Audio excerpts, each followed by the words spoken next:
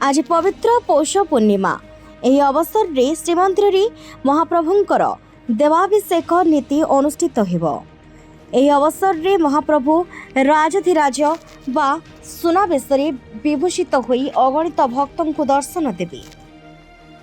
ପୂର୍ବ ଦିନରୁ ଅର୍ଥାତ୍ ଗତକାଲି ଅଧିବାସ ଗୃହରେ ଅଧିବାସ ହୋଇ ରହିଥିବା ଘିଅ ମିଶ୍ରିତ 108 ଗରା ଜଳରେ ଚନ୍ଦନ ଲାଗି ପରେ ମହାପ୍ରଭୁ ଶ୍ରୀ ଜଗନ୍ନାଥଙ୍କୁ ଅଭିଷେକ କରାଯିବ। ରତ୍ନ ସିଂହାସନରେ ବର୍ଷକୁ 4 ଥର ହେଉଥିବା ସୁନାବେଶ ମଧ୍ୟରୁ ଆଜିର ବେଶ ଅନ୍ୟତମ।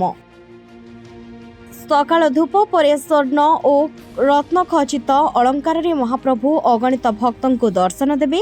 ମସ୍ତକରେ କିରୀଟ, ପାଦରେ ଶ୍ରୀପୟର, ହାତରେ ଶ୍ରୀଭୁଜ, ହରିଡ଼ାମାଳ, ବାହାଡ଼ାମାଳ, ସେବତୀମାଳ, ଆଳକାନି, ଚନ୍ଦ୍ର, ସୂର୍ଯ୍ୟ ଆଦି ବିବିଧ ପ୍ରକାରର ସ୍ୱର୍ଣ୍ଣ ଅଳଙ୍କାରରେ ମହାପ୍ରଭୁମାନେ ରାଜରାଜେଶ୍ୱର ବେଶରେ ଭକ୍ତଗଣଙ୍କୁ ଦର୍ଶନ ଦେବେ। ଶ୍ରୀଜୀଉଙ୍କର ଦ୍ୱାଦଶ ଯାତ୍ରା ମଧ୍ୟରୁ ପୁଷ୍ୟାଭିଷେକ ଅନ୍ୟତମ ଉତ୍ସବ।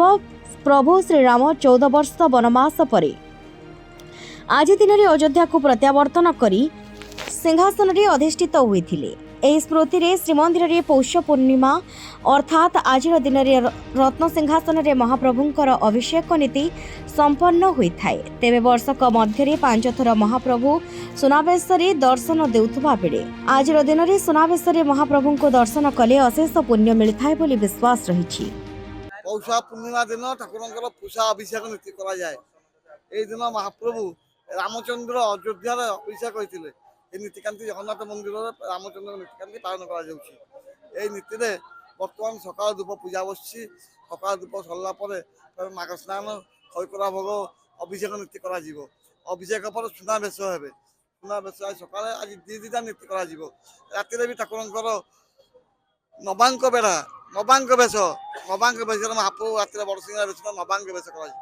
आज बढ़िया की दर्शन है ठाकुर आशीर्वाद अच्छी बढ़िया की दर्शन है घर भी भल कि भाविकी आसती दर्शन पाई बढ़िया की दर्शन है महाप्रभु दर्शन है। ब्यूरो रिपोर्ट संचार लाइव।